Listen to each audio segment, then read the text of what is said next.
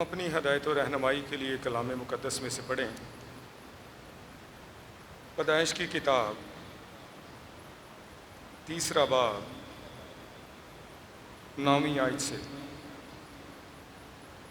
پیدائش کی کتاب 3 باب 9 آیت۔ تب خداوند خدا نے آدم کو پکارا اور اس سے کہا کہ تو کہاں ہے؟ کلام مقدس کا پڑھا جانا ہم سبوں کے لیے برکت کا باعث ہو۔ اپنے سروں کو خداوند کے حضور میں جھکائیں، دعا مانگیں۔ خدا باپ، ہم تیرا شکر کرتے ہیں تیری محبت کے لیے، تیری پدرانہ شفقت کے لیے، تیرے فضل خاص کے لیے کہ تو اپنے لوگوں کو ڈھونڈتا، اپنے لوگوں کو بلاتا اور اپنے لوگوں سے محبت کرتا ہے۔ تو اپنے لوگوں سے کبھی بے نیاز نہیں ہوتا، بلکہ تیری آنکھیں تیرے لوگوں پر لگی رہتی ہیں۔ دکھوں میں، غموں میں، آزمائشوں میں تو اپنے لوگوں کو تنہا نہیں چھوڑتا، کیونکہ خداوند تیرا وعدہ ہے، میں دنیا کے آخر تک تمہارے ساتھ ہوں۔ تو کھوئے ہوئوں کو ڈھونڈتا ہے، گمشدہ کی تلاش کرتا ہے، برگشتہ کو واپس بلا دیتا ہے۔ قادر مطلق خدا، تیری محبت بیان سے باہر ہے۔ میری مددگار اور جو کلام تیرے لوگوں تک پہنچانے والا، یہ تو خدا باپ تیرا کلام ہے، تیرے منہ کی باتیں ہیں جو تیرے لوگوں تک پہنچنے والی ہیں۔ اس لیے خداوند ایک ایک لفظ روح کی تحریک سے خداوند بولا جائے، اور جو کلام تیرے لوگوں تک پہنچے تیرے لوگوں کی زندگیوں میں سرایت کر جائے۔ میری مددگار مسیح یسوع کے نام میں آمین۔ ہم میں سے ہر ذی عقل اس بات سے پورے طور پر واقف ہے کہ خدا ان گنت صفات اور خوبیوں کا حامل ہے۔ خدا کی اس قدر صفات ہیں، خدا کی اس قدر خوبیاں ہیں کہ ہم ان کو اعداد و اشمار کے اعتبار سے گن نہیں سکتے، لیکن اختصار کے ساتھ چند ایک خوبیاں آپ کی توجہ کی مرکز ہے۔ اکثر و بیشتر ہم خدا کی ایک خوبی کے بارے میں ذکر کرتے ہیں، خدا قادر مطلق ہے، اختیار کل کا مالک ہے، ہر چیز اس کے تابع ہے۔ البتہ ہم یہ بھی کہتے ہیں کہ اس کی مرضی کے بغیر کوئی چیز حرکت نہیں کرتی۔ ہم یہ بھی کہتے ہیں خدا عادل منصف ہے، عدل کے تقاضے وہ پورے کرتا ہے، مجرم کو ہرگز بری نہیں کرتا، نہ رشوت لیتا ہے وہ، نہ وہ رشوت خور ہے، بلکہ مجرم کو سزا ضرور دیتا ہے۔ ہم یہ بھی کہتے ہیں خدا رازق ہے، پروردگار ہے، اس کی مٹھی کھلتی ہے، ہر جاندار کی ضرورت پوری ہوتی ہے۔ یہ بھی اس کی ایک خوبی ہے۔ ہم کہتے ہیں وہ یہوہ یری ہے، مہیا کرنے والا ہے، اور ہم یہ بھی کہتے ہیں کہ وہ پروردگار ہے، وہ علیم کل ہے۔ لیکن یہ تمام کی تمام خوبیاں جب ہم ان پر غور کرتے ہیں تو آج کی صبح چند ایک سوالات ہمارے ذہنوں میں اٹھتے ہیں۔ سوال یہ ہے کہ اگر خدا قادر مطلق ہے، سب کچھ کرنے کی قدرت اور طاقت خدا کے پاس ہے، تو دنیا میں مصیبتیں، پریشانیاں، دکھ، آزمائشیں، حادثات کیوں ہماری زندگی میں وارد ہوتے ہیں؟ اگر خدا پروردگار ہے، یہوہ یری ہے، اس کی مٹھی کھلتی ہے، ہر جاندار کی ضرورت پوری ہوتی ہے، آج بھی لوگ غربت اور بھوک سے مر رہے ہیں۔ اور اگر خدا عادل منصف ہے، عدل کے تقاضوں کو پورا کرتا ہے، تو دنیا میں ناانصافیاں کیوں روز بھرپا ہوتی رہتی ہیں، بلکہ میں یہ کہوں گا متن کے مطابق اگر وہ علم کل ہے، سب کچھ جانتا ہے، علم سابق اس کے پاس ہے، ہر چیز کا اسے علم ہے، تو پھر یہ تلاش کیا کرتا ہے؟ آدم تو کہاں ہے؟ آج کی صبح یہ سوال میرے اور آپ کے کانوں میں باز گشت کرے گا۔ سوال صرف آدم سے نہیں، سوال مجھ سے اور آپ سے بھی ہے کہ تو کہاں ہے؟ یہ ایسے سوالات ہیں جو ہمیں حیران کر دیتے ہیں۔ بعض اوقات لوگ کہتے ہیں کہ یا تو پھر خدا قادر مطلق نہیں، یا وہ بھلا نہیں، یا وہ سب کچھ کر سکتا ہے لیکن کرتا نہیں۔ لیکن ان تمام سوالات کا جواب بائبل مقدس میں خوبصورتی کے ساتھ بیان کیا گیا ہے۔ آپ کی توجہ ابتدا کی طرف لے کر جاؤں گا۔ جب خدا نے دنیا کو خلق کیا، جب خدا نے دنیا کو وجود بخشا، تو بائبل یہ بیان کرتی ہے خدا نے کرینے کے ساتھ، خوبصورتی کے ساتھ، مربوط طریقے کے ساتھ، محبت کے ساتھ، ترتیب کے ساتھ ہر چیز کو خلق کیا، ہر چیز کو خوبصورتی سے بنایا اور کہا اچھا ہے۔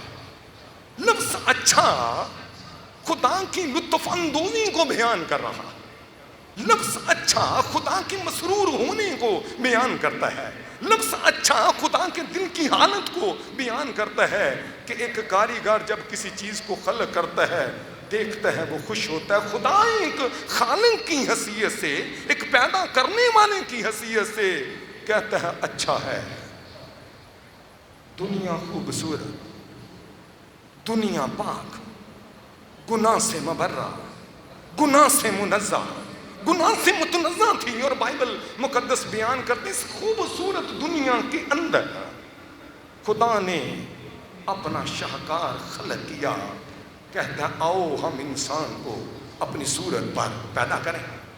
بائبل بیان کرتی ہے خدا نے آزادی کی انمول نعمت دی۔ آزادی انسان کا فطری حق ہے، خدا نے اسے آزادی کی نعمت بخشی، اور آزادی کی اس نعمت میں خدا نے ایک حکم دیا کہ نیک و بد کی پہچان کے درخت کا پھل نہ کھانا، جس روز تو نے کھایا تو مرا۔ ایک چناؤ ہے، ایک انتخاب ہے، اور یہ چناؤ دو ہستیوں کے درمیان ہے۔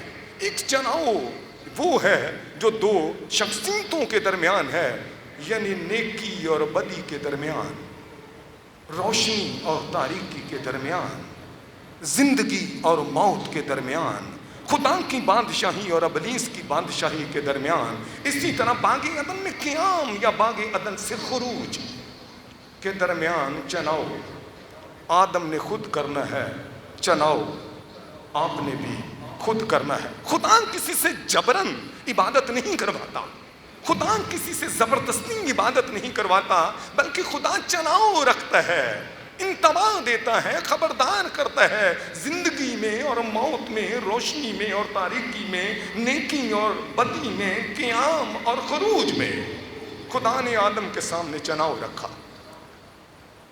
انسان نے اپنی آزاد مرضی کا استعمال کر کے حکم خداوندی سے روح گردانی کی۔ تبدیلی خدا کے قادر مطلق ہونے میں نہیں، تبدیلی اس کے پروردگار ہونے میں نہیں، تبدیلی اس کے عدل و انصاف میں نہیں، تبدیلی خدا کی ذات میں کبھی نہیں آتی، کیونکہ خدا لا تبدیل ہے۔ تبدیلی آئی ہے انسان کے رویے میں، تبدیلی آئی ہے انسان کی سوچ میں، تبدیلی آئی ہے انسان کے رجحان میں، تبدیلی آئی ہے انسان کی دلچسپی نے۔ انسان نے جو کچھ وہ نہیں تھا وہ بننے کی کوشش کی۔ لکھا ہے کہ اس سے قبل کہ زمین پر گناہ ہوتا، اس سے قبل کہ زمین گناہ سے ناپاک ہوتی، آسمان پر ہزاروں سال پہلے گناہ ہو چکا تھا۔ یہ گناہ کسی اور نے نہیں بلکہ خدا کی حلقہ بگوش کہ ان فرشتگان میں سے ایک نے کیا، جسے کہتے ہیں ممسوک روبی، سایہ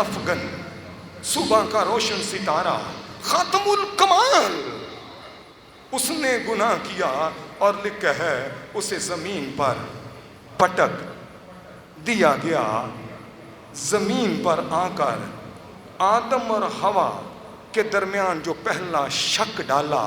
گناہ جب ہوتا ہے اس میں شک کا ہونا بے حد ضروری. جب گناہ ہوا تو ابلیس نے یعنی پرانے سانپ نے، اژدہا نے جو آسمان پر سے گرا دیا گیا تھا، اس نے پہلا شک جو آدم اور حوا کے اندر ڈالا وہ شک تھا کیا واقعی خدا نے تمہیں پھل کھانے سے منع کیا؟ توجہ خدا سے ہٹائی ہے، توجہ خدا سے دور کی ہے، اپنی جانب توجہ کی ہے. توجہ کے ساتھ کہتا ہے کہ کیا واقعی خدا نے تم کو منع کیا ہے؟ ہوا کا کہنا ہے پان کے سب درختوں کا پھل ہم کھاتے ہیں لیکن بے نیک و بد کی پہچان کے درخت کا پھل کھانے سے ہمیں منع کیا گیا. ابلیس کا کہنا یہ ہے. شک کیا ہے؟ غلط بیانی کیا ہے؟ کہتا ہے تم نے غلط سنا ہے، خدا نے ایسا نہیں کیا، تم نے جو کچھ سنا ہے وہ غلط کی سنا ہے. دوسرا شک یا دوسری غلط فہمی جو ابلیس نے ان کے اندر ڈالی، تم ہرگز نہیں مرو گے، تم خدا کی مانند بن جاؤ گے. بات توجہ کی ہے کہ کیا واقعی خدا نے تمہیں منع کیا؟ شک. دوسری بات تم خدا کی مانند بن جاؤ گے. حالانکہ بائبل بیان کرتی ہے کہ خدا نے جب انسان کو بنایا تو خدا نے کہا آؤ ہم انسان کو اپنی صورت پر پیدا کریں. وہ تو پہلے ہی خدا کی صورت پر تھا، وہ تو پہلے ہی خدا کی شبیہ پر تھا، وہ تو پہلے ہی خدا نے اسے اپنی محبت سے خلق کیا تھا. ابلیس کہہ رہا تم خدا کی مانند بن جاؤ گے، وہ تو پہلے ہی خدا کی شبیہ پر خلق کیا تھا. انسان جو کچھ نہیں تھا وہ بننے کی کوشش کرتا ہے، اس حد سے تجاوز کرتا ہے. حد سے تجاوز کرنا، باڑ عبور کرنا، عہد شکنی کرنا، قانون کو توڑنا، حکمت دونی کرنا گناہ ہے. سوال آدم تو کہاں ہے؟ سوال سے پہلے کی حالت کیا ہے؟ دو ہی باتیں آپ کی توجہ کا مرکز ہوں گی، سوال سے پہلے کی حالت اور سوال سے بعد کی حالت. سوال سے پہلے کی حالت ہے پاکیزگی کی حالت، جب گناہ نہیں تھا، راستہ بازی کا جامہ تھا، نور کی پوشاک تھی، خدا کے ساتھ رفاقت تھی.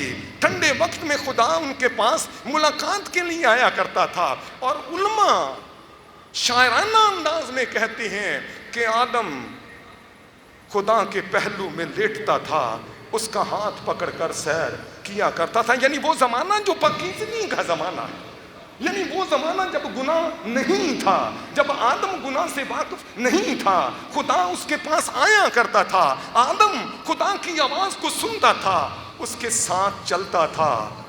یہ ہے سوال سے پہلے کی حالت جب پاکیزگی تھی. لیکن جب سوال اٹھا، خدا نے تلاش کی، خدا نے باغ عدن میں اسے پکارا آدم تو کہاں ہے؟ اور جب یہ سوال ہوا، وہ پرانا سانپ جس کی کھوپڑی میں زہر تھا، جس کے نتنوں میں زہر تھا، جس کے دانتوں میں زہر تھا، جس کی زبان میں زہر تھا، وہ زہر آدم اور حوا کے اندر منتقل ہو گیا. یہ تمام موت، لڑائیاں، جھگڑے، تصادم، وائرس، کرونا وائرس، یہ تمام کی تمام چیزیں جو ہیں در حقیقت اس پرانے سانپ یعنی اژدہا کا ڈسا ہوا اثر ہے.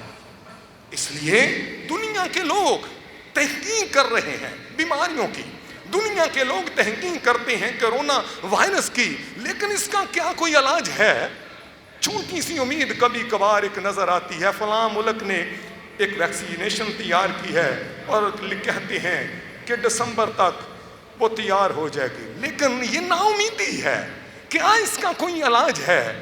یاد رکھنے کی ضرورت ہے کہ موت صرف کرونا وائرس ہی سے نہیں، بلکہ اس کا بنیادی سبب گناہ ہے. وہ زہر ہے جو پرانے سانپ نے ہمارے جد امجد ہمارے آباء و اجداد یعنی آدم اور حوا کے اندر منتقل کر دیا، اس لیے خدا نہیں بدلا، اس کی قدرت نہیں بدلی، اس کی پاکیزگی نہیں بدلی، اس کا عادل منصف ہونا نہیں بدلا، تبدیلی آئی ہے انسان میں۔ اور جب گناہ ہو گیا پہلا اثر کہتا ہے تو کہاں ہے؟ ابلیس نے ان سے کہا تھا تمہاری آنکھیں کھل جائیں گی اور تم نیک و بد کی پہچان والے یا نیک و بد کی پہچان کو جاننے والے بن جاؤ گے۔ بے شک آنکھیں کھل گئی، بے شک وہ ایک دوسرے کو دیکھنے لگے، لیکن سچائی تو یہ ہے کہ جسمانی آنکھیں تو کھل گئیں لیکن روحانی آنکھیں بند ہو گئیں، ضمیر مردہ ہو گیا، شبیہ بگڑ گئی، خدا سے ناطہ ٹوٹ گیا، خدا سے رفاقت ٹوٹ گئی، روحانی طور پر اندھا ہو گیا۔ جب انسان کی زندگی میں گناہ آ جاتا ہے وہ انسان کو اندھا کر دیتا ہے۔ بے شک دنیاوی طور پر وہ دیکھتا ہے لیکن روحانی آنکھیں اس کی بند ہو جاتی ہیں۔ بائبل مقدس بیان کرتی ہے کہ سمسون ماں کے بطن سے، ماں کے شکم سے خدا کا نظیر تھا، شاہزوری تھی، قوت تھی، طاقت تھی، قدرت تھی، زور تھا، قاضی تھا، لیکن جب گناہ آ گیا تو بائبل مقدس بیان کرتی ہے اندھا ہو گیا، چکی پیسنے لگا، رسیوں سے جکڑ دیا گیا، باندھ دیا گیا، قید خانے میں چلا گیا۔ سلیمان بادشاہ جس کے بارے میں خدا کہتا ہے کہ نہ تیری مانند کوئی پہلے ہوا نہ تیری مانند بعد میں ہوگا، بائبل بیان کرتی ہے عمر کے آخری حصے میں ان عورتوں پر فریفتہ ہو گیا جو غیر معبودوں کی پرستار تھی۔ سلیمان کا دل خدا کے ساتھ وفادار ہوا۔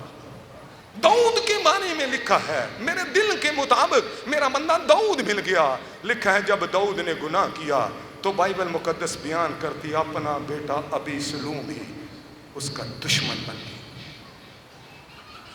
بائبل بیان کرتی ہے کہ جب گناہ آتا ہے تو انسان کو اندھا کر دیتا ہے، انسان کو برہن کر دیتا ہے، کہتا ہے میں نے بعد میں تیری آواز سنی لیکن میں ڈرا کیونکہ میں ننگا پن تھا، ننگا تھا۔ در حقیقت یہ ڈر جو ننگے پن کا ڈر ہے یہ خدا کی عدالت ہے، کہتا میں ڈرا۔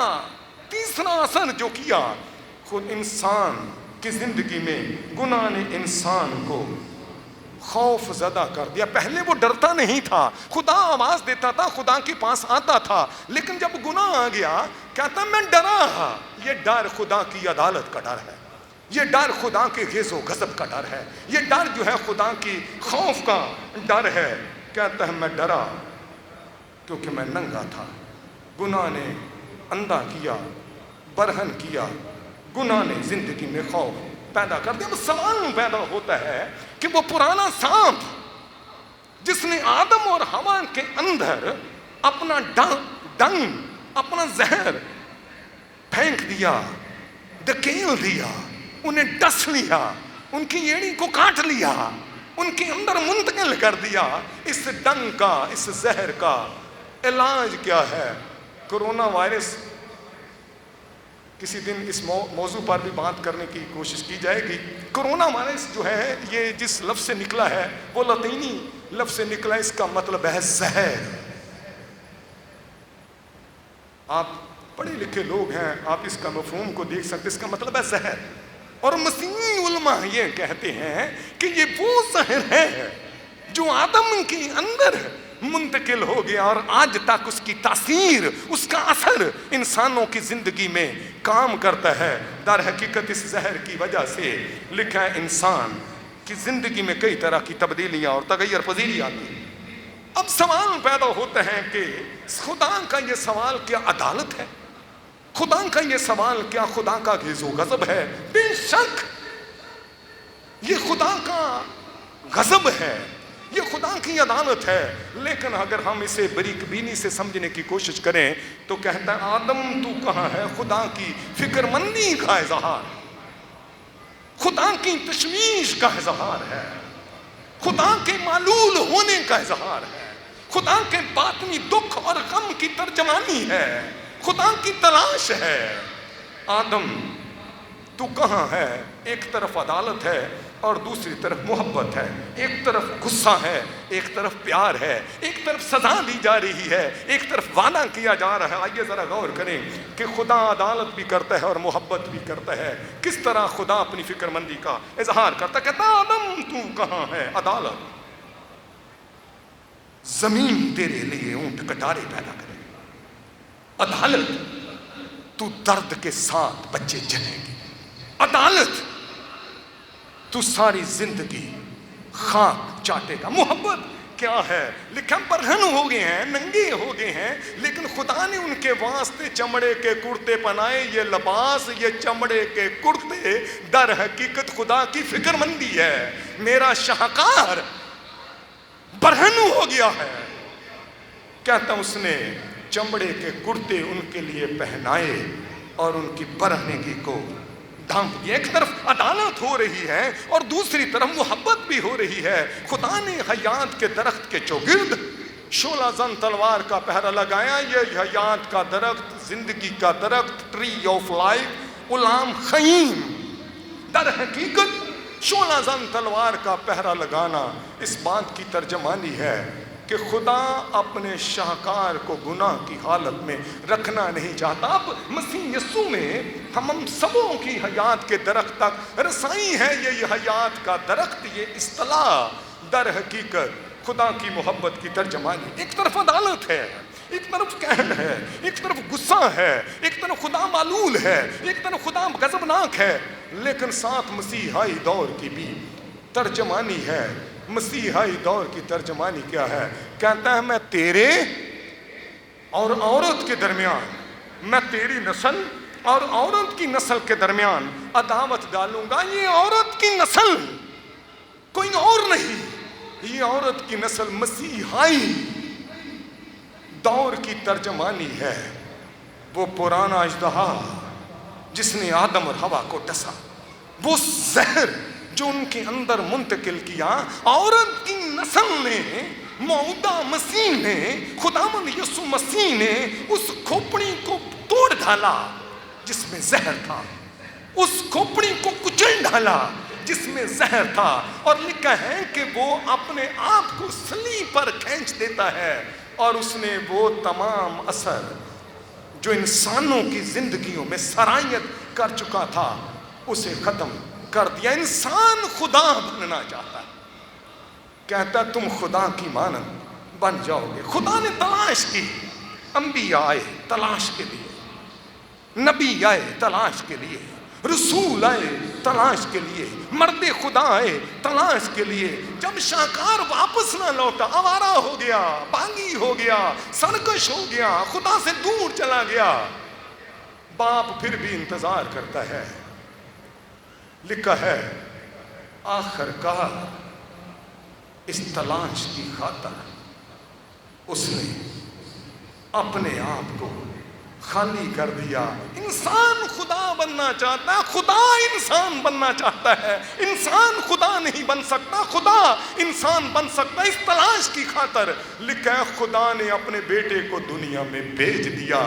مسیح کہتا ہے ابن آدم کھوئے ہوئوں کو ڈھونڈنے اور نجات دینے کے لیے آیا ہے۔ مسیح کہتا ہے کہ وہ تو 99 کو چھوڑ کر ایک کھوئی ہوئی کی تلاش میں نکل جاتا ہے۔ وہ مسیح کہتا ہے وہ کون سی عورت ہے جس کا دن کھو جائے اور وہ چراغ جلا کر جھاڑو نہ دے۔ ابن آدم کھوئے ہوئوں کی تلاش میں نکلتا ہے، اور مسیح یسوع کا دنیا میں آنا اس بات کی دلالت ہے کہ خدا انسانوں کے ساتھ رہنا چاہتا ہے۔ اس نے کبھی بھی انسان کو بے نیاز نہیں چھوڑا۔ عدالت کرتا ہے، تنبیہ کرتا ہے، کبھی بادل کے ستون کے وسیلے سے اپنی موجودگی کا اظہار دیتا ہے، کبھی آگ کے ستون کے وسیلے سے وہ موجودگی کا اظہار دیتا ہے، کبھی عہد کے صندوق کے وسیلے سے وہ اپنی موجودگی کی دلالت دیتا ہے، کبھی ہیکل کے وسیلے سے وہ اپنی موجودگی کا احساس بخشتا ہے۔ جب یہ تمام کے تمام ظہورات انسان کی تلاش میں پھر بھی مکمل نہیں ہوتے، تو پھر خدا آپ زمین پر اترتا ہے۔ اس لیے یہ تلاش آج بھی جاری ہے، یہ تلاش آج بھی ہے کہ ابن آدم کھوئے ہوں کو ڈھونڈنے اور نجات دینے۔ اور مسیح یسوع نے جب اپنا منشور پیش کیا تو کہتا خداوند کا روح مجھ پر ہے، اس نے مجھے بھیجا ہے غریبوں کو خوشخبری، قیدیوں کو رہائی، کچلے ہوئوں کو آزادی اور خداوند کے سالے مقبول کی منادی کر سکوں۔ اس لیے اس تلاش کی خاطر قربان ہونا پڑتا ہے، دکھ سہنے پڑتے ہیں، اس تلاش کی خاطر مرنا پڑتا ہے، اس تلاش کی خاطر رونا پڑتا ہے۔ لکھا خدا ملول ہوا، خدا دکھی ہوا، اپنے شاہکار کی تلاش میں لکھا ہے نکل پڑا، اپنے آپ کو خالی کر دیا، خادم کی صورت اختیار کی، یہاں تک فرمانبرداری کی کہ موت بلکہ صلیبی موت گوارا کی۔ اس سوال کی باز گشت آپ کے کانوں میں پڑ رہی ہے، جواب آپ نے خود دینا ہے۔ تو کہاں عزت اور جلال؟ مسیح یسوع کے نام میں گائیں زبور نمبر 66۔